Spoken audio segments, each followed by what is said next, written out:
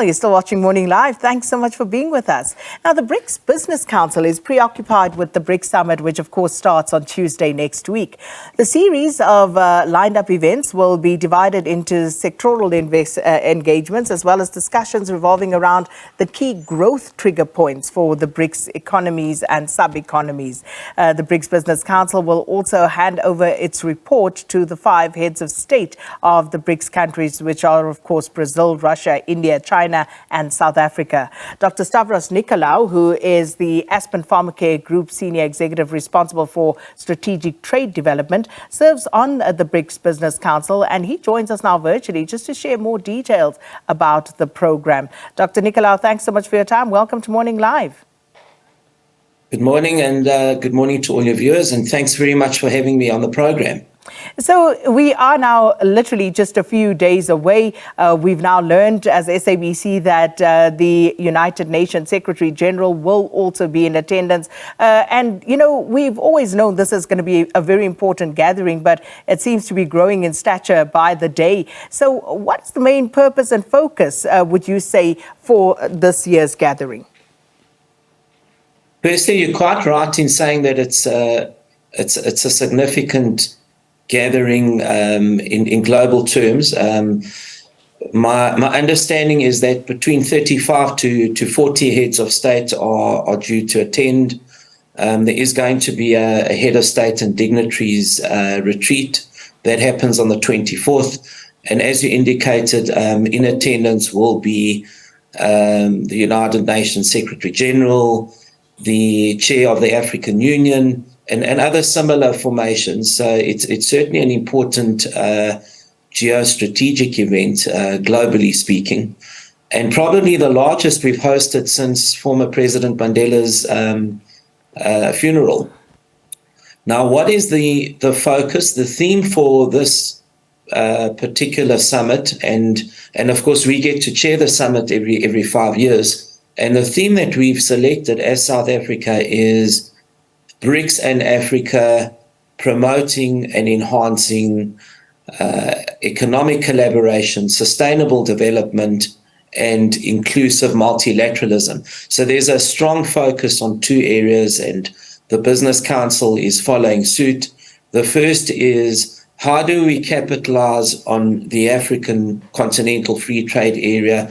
Africa, deaggregated or desegregated, doesn't carry much muscle and doesn't have scale, but suddenly if through a free trade area you're able to aggregate all the markets, it gives you significant volume, it gives you scale, and it gives you leverage as well.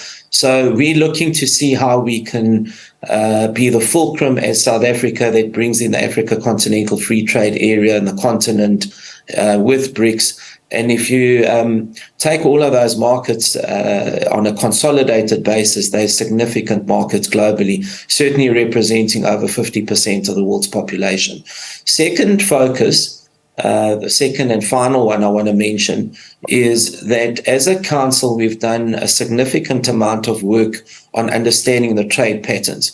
Because you have to see whether BRICS is working for you. Now, BRICS has worked for South Africa in that our trade has grown.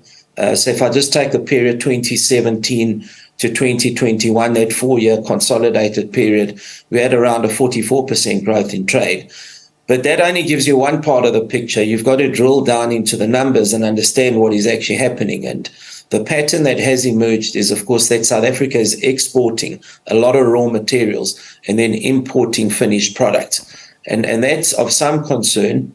It's a concern, but also an opportunity. So we view it as an opportunity to address some of these patterns, to start industrializing our economy more and exporting more to these very sizable markets. I mean, the BRICS formation on purchase power parity terms represents about 32% of global GDP, and we intend to take advantage of that. And just a final point on that, last week we saw an inward buying delegation from China, and that was part of addressing some of these deficits, and very encouraging signs, because deals to export products worth $2 billion, 40 billion rand were concluded last week.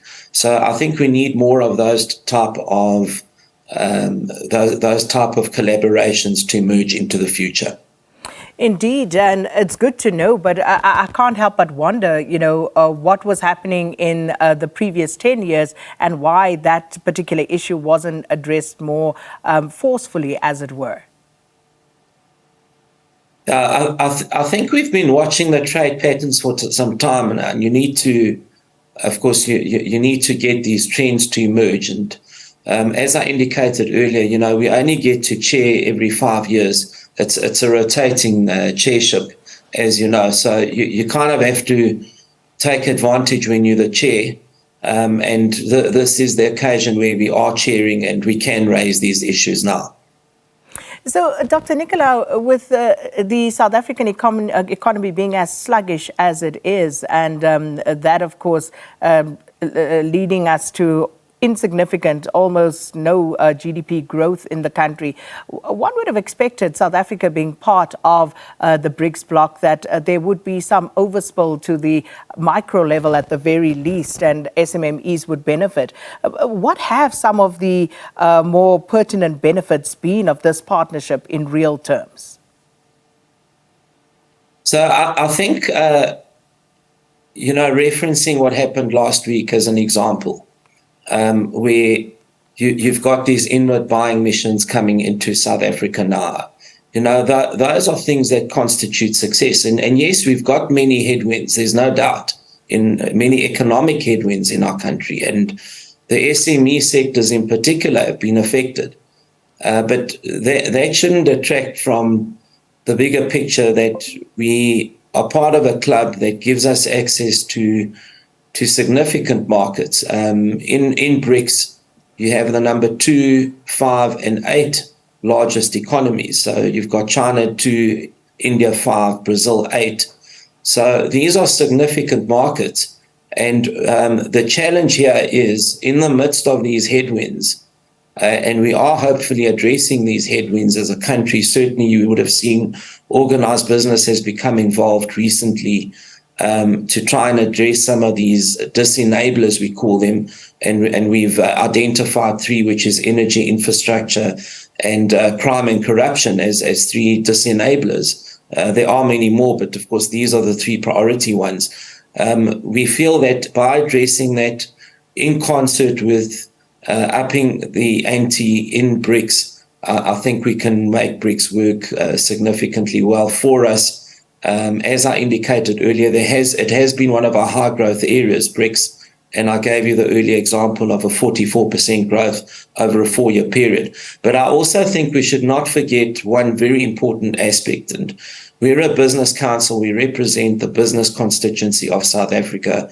We are appointed via the 2 apex bodies, BUSA and Black Business Council, and our priority is to look for facilitation of business where our best interests lie, whether they're in the east or the west or the south. And I think the south is particularly important given the African continental free trade area that is emerging and I spoke about earlier. And speaking of that African continental free trade area, very much part of the discussions, and one would imagine this is low-hanging fruit, so to speak. But when we think about the investment that needs to happen, the growth that we need to see, because it's all good and well to talk about, to have the policies in place, but if we don't even have the necessary infrastructure, whether it be through road, rail, or any other infrastructure to connect these countries in any meaningful way to facilitate that trade, where are we going with this? And how can BRICS help us in this regard, Dr. Nicolaou? Firstly, you're quite right in saying everything's in the execution, right? You can have the best laid plans, and if you don't execute on them, they don't mean much, right? I am, however, encouraged at some of the infrastructural constraints in Africa. We're starting to see some solutions around those. We have, of course, within BRICS, and outside of BRICS, financing institutions which are looking to finance infrastructure projects on the continent. Of course, logistics and supply chain remain a challenge.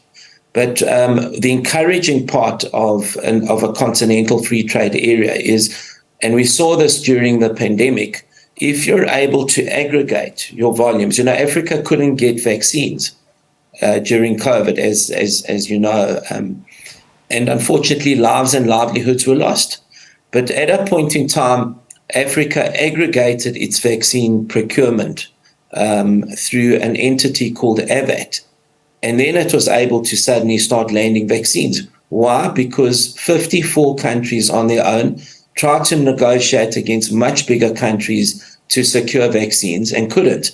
But suddenly when we aggregated 54 countries, a population of 1.3 billion people, an economy of $4 trillion, suddenly you have the leverage that you need. And I think that's what we're hoping the continental free trade area linking up with BRICS will achieve. But I need to just stress again, this is not only about trade with the East or the South. We have to look at where our best interests lie, and our best interests lie in the West, in the East, and in the South. And we've got to take advantage of all of these formations that we belong to. We belong to BRICS, we're part of the G20, we're part of the African Union, which are all very important formations as well. And Dr. Nicolaou, I think what we're seeing, all the geopolitical shifts, across the world, and not just what's happening in the Russia-Ukraine situation, but we look at what's happening on the African continent, the coups that are taking place, the sort of, political, geopolitical and socio-political shifts that are also seemingly emerging. So that raises discussions about what we do in our best interest, because you mentioned the fact that when it comes to import-export, there's a disparity there, and we are still catching the short end of the stick as South Africa and as Africa as a whole. But how do we change this in any meaningful way? And I like the example that you used about the vaccines and the fact that Africa only produces 1% of all the vaccines that we actually use on this continent. So it is so clear that something needs to change, and it needs to change now. Are we at that stage as yet where Africa is at a point where we can say we will not be exporting all of our raw materials, we will be putting quotas in place if need be, but something needs to change in this dynamic? It's interesting that you raise the vaccine example, because obviously it's one that's very close to my heart and one that is a very good illustration. The understanding the geopolitics on the continent is not very easy, and I think as business people, a business community, I think we're more interested in how do you grow economies so you minimize all of those geopolitical risks. Because ultimately, if you've got your own capacities, your own capabilities, and we never had those during the pandemic, it's only now that we're starting to see the emergence of some vaccine and other medicine countermeasure capacities on the continent. Of course, the organization I'm with, Aspen, had those capabilities, but you didn't necessarily get procurement initially from any of these entities. So the answer, I think, here, as a business person, is we need to give Africa every enabling chance to grow its economies. And the most manifest issue to address for me is that we cannot be only a vehicle for extraction of raw material, and then we import the products back at 20 or 30 times the price. So the most immediate thing for me is how do we use all these opportunities, these formations, to industrialize the continent? I'll give you the HIV example. Africa has 68% of the world's HIV population, but yet it imports 90% of its HIV medicine requirements. These things all have to change. It's not just in the pharmaceutical sector, it's across the board. And I think if you get more stable economies in Africa, then the geopolitical risks will be minimized as well. And I think talking about pandemics, it is for this reason that one of the important side events at this year's BRICS Summit is a side event on pandemic prevention, recovery, and preparedness for the future. And that's a very important topic to be covered, because we saw the economic impact of COVID on the continent, the world at large, but our continent was most affected during COVID, and we cannot have a repeat of that. And that's why that particular side event, which will be co-hosted jointly by the National Department of Health under Dr. Joe Patla, the Africa CDC, Dr. Jean Kaseya, and the BRICS Business Council with Africa Health Business will be hosting that particular side event so that we're not caught again in future.